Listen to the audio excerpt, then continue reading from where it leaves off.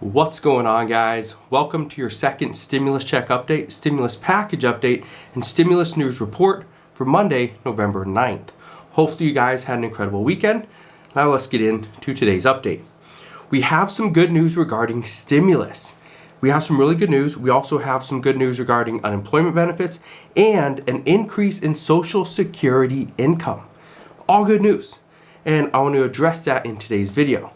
Yes, finally, we have answers that the people have been looking for. We want to know about Social Security. This is a big factor. This is a big benefit. And I want to break it down and explain where this is coming from, because a lot of people have kind of overlooked this. But the information has been here. The information has been available. We just haven't really seen it. So I'm going to show you what that is in today's video. First, let's talk about Joe Biden's plan, because he does have a plan.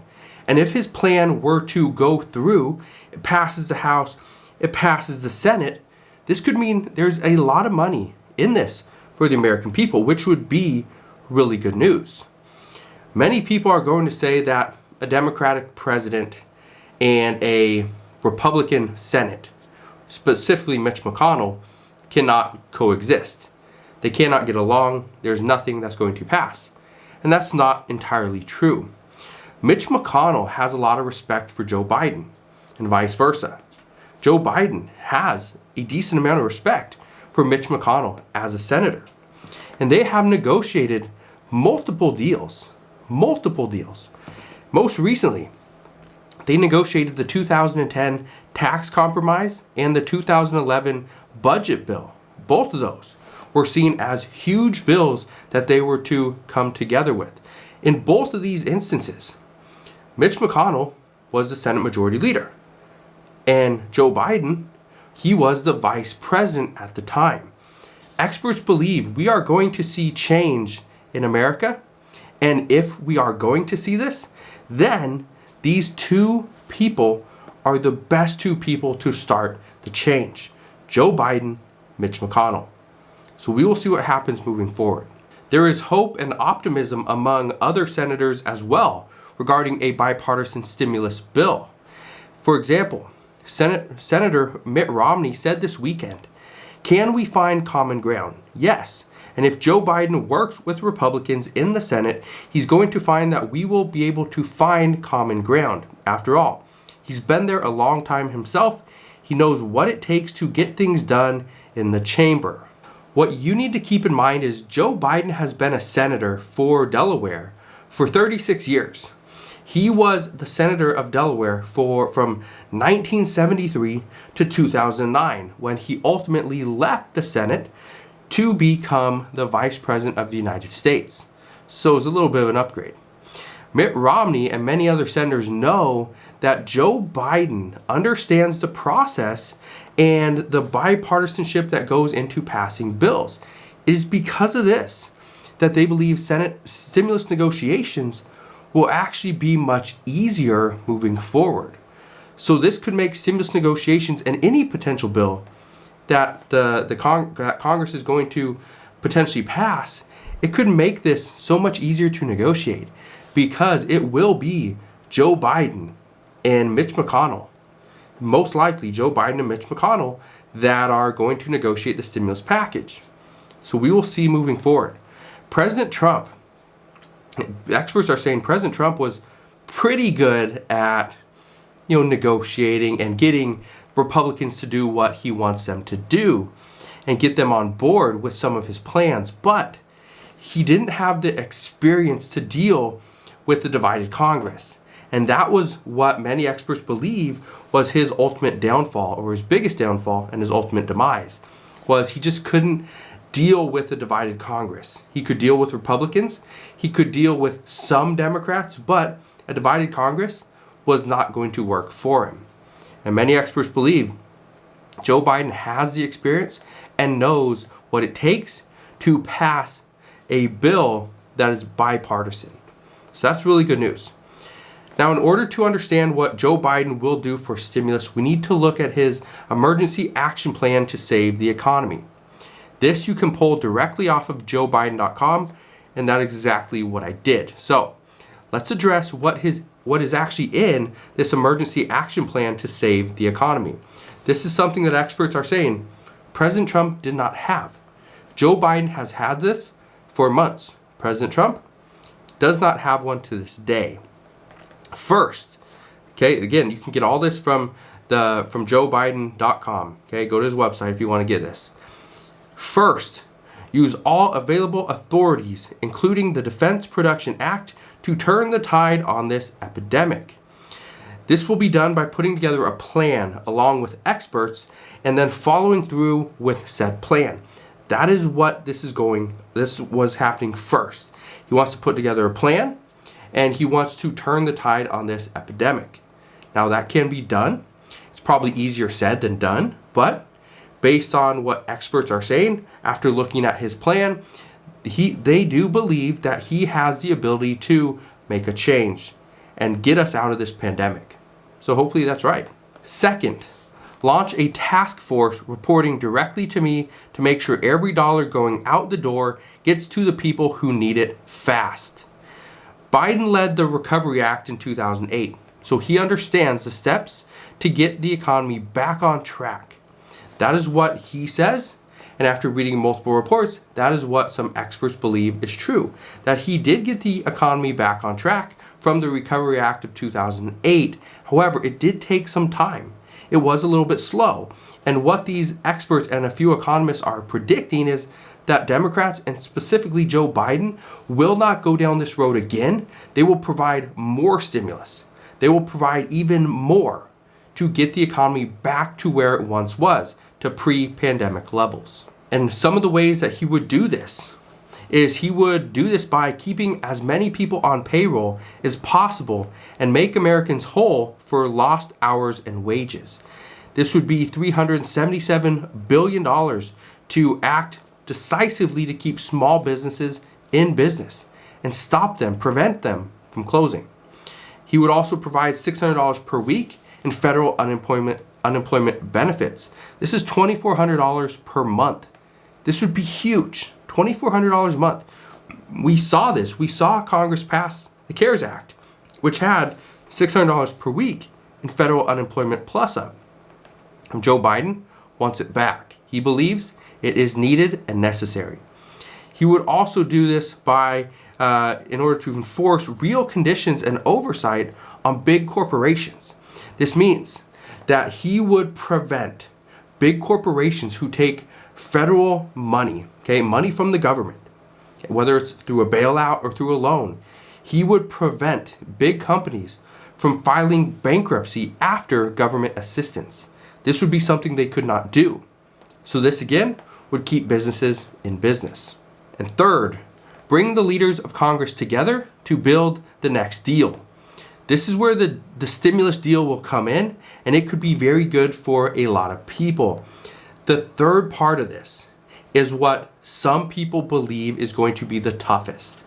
Trying to bring a divided Congress together to pass a stimulus bill for the American people, to get their own agendas out of the way. Democrats want to provide a lot of stimulus, a lot of money to the American workers, American families, the people, but at the same time provide a lot of money to state and local governments. I'll address that later on in this video. But Republicans, on the other hand, they want to look after the businesses. They want to look after the business side, not just the people. That's more Democrats. Republicans want to look after the business. That's where their main priority is, the businesses and keeping debt low. Democrats want to look after the people, and they are not opposed to increasing debt to help out the economy and the American people. Joe Biden is a Democrat. He is all for helping businesses. He's all for keeping debt low, but at the same time, if it requires more money, more debt to get the economy back on track, that's exactly what he's going to do. So this is exactly what is in Joe Biden's stimulus package that he believes Congress should ultimately pass. First, we have additional stimulus checks to families. That would be $1,200 for filers, $1,200 for their spouses, and most likely $500 for all dependents. We also, he wants to include a forgivable, a minimum of $10,000 in federal student loans. This would be big if you have any student loans. So if you have a student loan currently, a federal student loan, you could potentially get or forgive a minimum of $10,000. That's huge. Also, a big one, and this is one that I personally believe is long overdue, is he wants to increase Social Security checks by $200 per month. That's huge. I think this is long overdue. I think people on Social Security who have had a fixed income, who've always had a fixed income, but have had to live off of a fixed income through this pandemic, I believe that is terrible. That we should have been looking at this long ago. So, Joe Biden wants to provide an additional $200 per month to Social Security recipients. Again, that's huge. Just think, if you get $800 per month, that means you pretty much got a 25% increase on your Social Security check. If you get $1,000 per month, you just got a 20% increase per month on your Social Security check. That's huge. When many people on Social Security are living off of, say, $70, $80 after they pay for a bunch of their own expenses. An additional $200, you're gonna feel like you just won the lottery. You seriously will. And I'm not saying that because I have experience with it. I have family members that do collect Social Security, and when I explained this to them, they were loving it. They were loving Joe Biden's plan. And again, whether this is going to help you out greatly or help you out just a little bit, $200 per month is a big deal, especially to people that are getting, let's say, $1,000 per month in income. $200 bonus on top of that, that's great. His plan also is to provide emergency paid sick leave to everyone who needs it. Now, let me explain where this is coming from, because I know a lot of people are going to be like, well, what if you just want to take off a couple days and you don't want to work? Well, that's not necessarily what this is for. What Joe Biden's plan is here is he's saying, we do not want people that are sick, that have a potential cold or could potentially have COVID. We do not want them going back to work prematurely simply because they cannot afford to stay home. We need them to stay home, get better, quarantine, and then go back to work without affecting your coworkers, without affecting the employers, without affecting your customers. We can't have that any longer. That's what Joe Biden's plan is saying. Also, his plan wants to ensure nobody has to pay $1 out of pocket for COVID-related expenses. This includes testing, treatment, or an eventual vaccine. This again is huge. Now, I don't know what President Trump would have had in mind for this.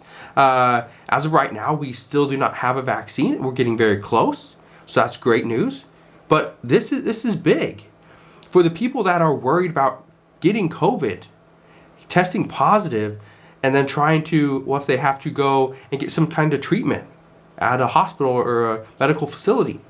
What do they do if they haven't been working, don't have any income, and cannot pay these bills? What do they do? Well, this right here would ensure nobody has to pay $1 out of pocket. This again could be big. And the last thing, he wants to provide necessary fiscal relief to states. And he specifically points out states hit hard by COVID, for example, New York City.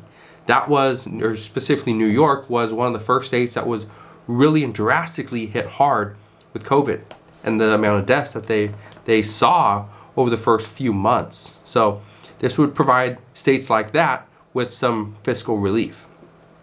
The website ends with this statement. The bottom line is that Congress will have to keep acting. This is not the last bill. There will be more. That's a direct quote from Joe Biden's website. So I just wanted to leave that there so that you understand, because I've been saying this all along. I do not believe this will be the last stimulus package we see to get through this pandemic. I feel there will be more. Now, let's address some other very important news.